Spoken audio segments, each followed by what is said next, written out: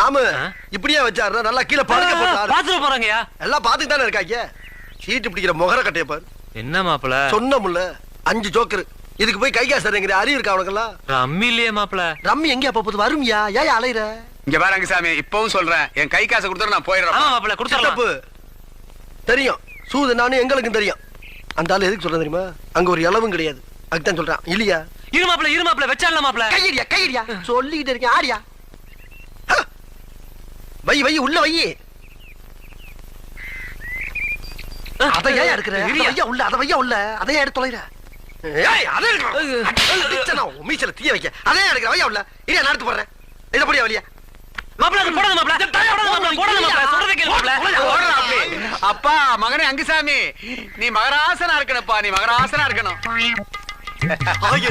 கொலை குத்தலாம். வெளியா சூதுல தர்மனே நாட்டை விட்டு